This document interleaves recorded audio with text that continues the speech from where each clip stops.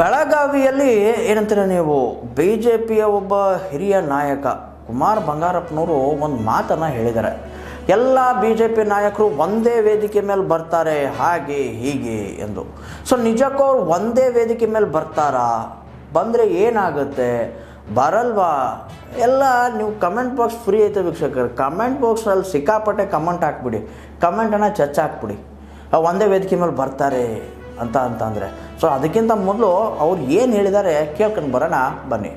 ರಾಜ್ಯಾಧ್ಯಕ್ಷರ ಬದಲಾವಣೆ ಏನಾದರೂ ಸೂಚನೆ ಇಲ್ಲ, ಅದ್ರ ಬಗ್ಗೆ ಎಲ್ಲ ನಾವು ಇವಾಗ ಮಾತಾಡೋದಕ್ಕಾಗಲ್ಲ. ಬಟ್ ಒಂದೇನು ಅಂದರೆ JPC ನಮಗೆ ಕರ್ನಾಟಕದ ಮಾಡಲನ್ನು ನಾವೇನು ಹೇಳಿದ್ವಿ ಅದನ್ನು ತುಂಬ ಅಪ್ರಿಷಿಯೇಟ್ ಮಾಡ್ತು. ಅಂದರೆ ಈ ಥರ ಇಂದ ಎಕ್ಸೆಲ್ ಶೀಟ್ನಲ್ಲಿ ಮಾಡಬೇಕು, ಇದನ್ನೆಲ್ಲ ಕಂಪ್ಲೀಟಾಗಿ ಡೆವಲಪ್ ಮಾಡಬೇಕು, ಇದನ್ನು ಇಡೀ ದೇಶಕ್ಕೆ ನಾವು ಇದನ್ನು ಕರ್ನಾಟಕದ ವಕ್ಫ್ ಹೋರಾಟವನ್ನು ಇಟ್ಕೊಂಡು ನಾವು ರೋಡ್ ಮಾಡಲ ಇಟ್ಕೊಂಡು we will press it on the entire States of India ಅಂತೇಳಿ ಅವರು ದೇಶದ ಎಲ್ಲ ರಾಜ್ಯಗಳಿಗೂ ಕೂಡ ಇದನ್ನು ಮಾಹಿತಿನ ತರಿಸ್ಕೊಂಡು ಭೇಟಿ ಬಳಿಕ ಬಿಜೆಪಿಲಿರ್ತಕ್ಕಂಥ ಬಣ ಬಡಿದಾಟ ನಿಲ್ಲುತ್ತೆ ಅಂತ ಹೇಳಿ ಐ ಹೋಪ್ ಸೊ.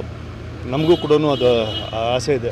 ಆದಷ್ಟು ಬೇಗ BJP ಎಲ್ಲರೂ ಕೂಡ ಒಂದು ಪ್ಲ್ಯಾಟ್ಫಾರ್ಮಿಗೆ ಬಂದುಬಿಟ್ಟು BJP ನಮ್ಮ ಇನ್ನೂ ಒಂದು 1000 ದಿನ ಇದೆ ಅಷ್ಟೇ ಎಲೆಕ್ಷನ್ಸಿಗೆ, ಅಸೆಂಬ್ಲಿ ಎಲೆಕ್ಷನ್ಸಿಗೆ. 3 ವರ್ಷ ಅಂದರೆ ಏನು ಭಾಳ ನಿಮಗೇನಾದರೂ ಸೂಚನೆ ಕೊಡ್ತಾರೆ? ಇಲ್ಲ, ಹೈಕಮಾಂಡ್ ಹೆಂಗೆ ಸೂಚನೆ ಕೊಡ್ತದೆ. ನಾವು ವಕ್ಫ್ ಬೋರ್ಡಿಗೆ ಹೋದವರಿಗೆ ಅಪ್ರಿಸಿಯೇಷನ್ ಕೊಟ್ಟಿದೆ.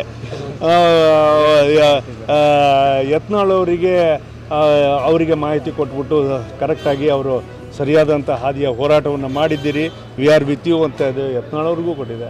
ನೋಟಿಸಿಗೆ ಅವರಿಗೆ ಸಮರ್ಥರಿದ್ದಾರೆ, ಅವರು ಉತ್ತರ ಕೊಟ್ಟಿದ್ದಾರೆ. Thank you.